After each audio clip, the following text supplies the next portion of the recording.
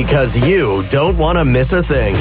Montreal Now on CJAD 800. Welcome back. 3:37 on a Thursday afternoon. So interesting, we talked about a week or so ago with someone here about the commercial real estate market in Montreal and things that are changing, new places being built, how the landscape is going to change a little bit by some mega projects. But turns out residentially, the real estate market in Montreal is starting to come back, which is interesting because consider that, I guess roughly a year ago, we were talking about how impossible rents had become and had really not focused on ownership at all. Well, now what we're starting to see is ownership coming back. In fact, our next guest is going to talk about the fact that he thinks 2025 could be, when's the last time you heard this word, a boom year for housing sales in this city. So let's find out more. Alec Raffa is a Royal LePage real estate agent, and he's on the line. Alex, how are you? Hey, Aaron. I'm good. How are you? I'm pretty good. Listen, it's been a while since we've had good news in the home ownership market, and I mean that works for buyers and sellers. But you're saying, first of all, if we go back to just a month or so ago, right, December 2024, the market's really kind of caught on fire. Yeah. So really, you can look at the 2024 year as a rebound year, driven primarily by repeat buyers, also first-time home buyers. And Montreal alone, in the last quarter of 2024, you saw a 48% increase in the number of sales. Wow. So if you look at that and you say, okay, well, what can we expect moving forward into 2025? Well, all the numbers are pointing towards a really, really strong year. And so I think you're seeing a lot of optimism in the market overall. I would ask the obvious, I guess, answer would be, and I remember talking about it when we started to see interest rates coming down. Is this, in your estimation, from people you've dealt with, is this all interest rate driven for the most part? Definitely.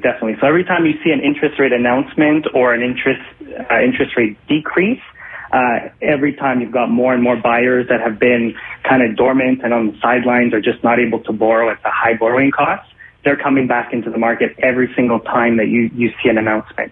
That kind of benefits them. And so the question then would have been people who were going to sell and realized interest rates were high and therefore probably couldn't get what they wanted to get. Is it buyers flocking now, or is it sellers who are suddenly making homes available again because they think they can get what they were asking? So we're seeing in 2024, we saw a greater number of listings available. And you saw maybe a little bit less buyers because of the interest rates. That being said, properties were still selling at very good prices. You didn't have the 20, 30 offers that you had during the pandemic. Right. And so right now, because the rates are coming down, you're seeing more and more people interested in the properties that are available. And we never really even saw a major price correction in Montreal post-pandemic. And so sellers are still getting very good amounts of money for their homes. And buyers there's still opportunities because they're no longer competing in the age of 1% interest rates where they had so many people that they were competing against. Are you seeing multiple offers, though? I mean, given the rates where they are now or not?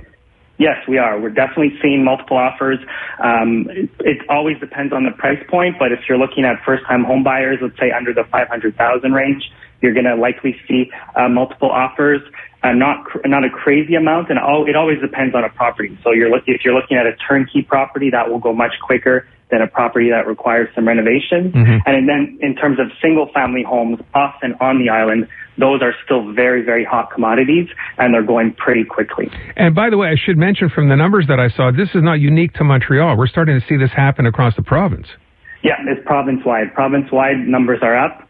And actually, just 2024 versus 2023, you had a 19% increase in the number of sales, and that's across the province.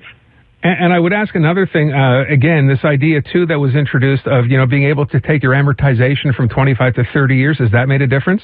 Definitely helps those first-time home buyers because it just stretches out their payments over a longer period of time, and it reduces their monthly carrying costs. So it definitely helps them. I would ask, not that you can give advice like this as a broker, but we're also expecting interest rates probably to fall at least another, quarter, half a point, which I guess ultimately would affect mortgage rates as well. If you're a potential buyer now and you're kind of waiting, is that a good idea, or are you going to lose out here? I definitely wouldn't wait. The first quarter, you could, get your best opportunities. If you wait until the spring, that's typically where the majority of the transactions happen, and so you'd have the most competition. So if you can get a head start on your plans for 2024, January, February, and lock in those properties before, the rush of the buyers onto the market, that would be the best best piece of advice I can give any buyer out there. You mentioned with respect to what kind of homes are selling best now, bigger homes, smaller homes, what are you seeing?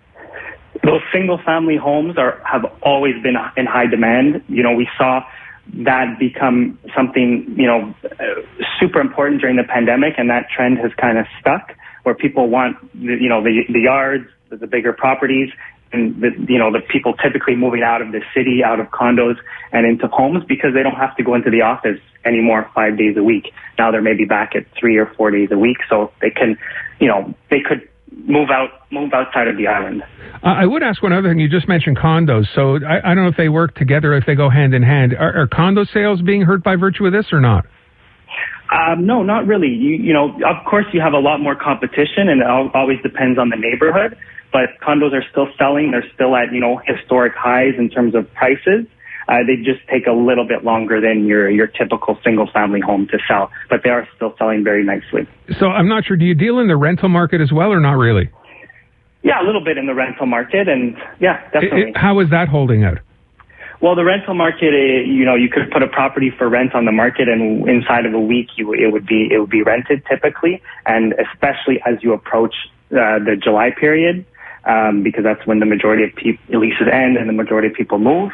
But the rental market is still very, very hot. As you know, there's just a shortage of housing, whether that's rentals or ownership. And so that's just continuing to push up prices and make it a little bit harder for people to move. Yeah, I thought I saw a piece the other day. It might have been in Toronto, so maybe it's not fair to compare. But, the idea that there are some places, condos, when developers were going crazy and just putting up everything everywhere, those tiny little condos, like under 1,000 square feet, are simply not selling. Is that the same kind of thing here, where it's not a family, you don't have 2 bedrooms? Is that a bit of an issue here?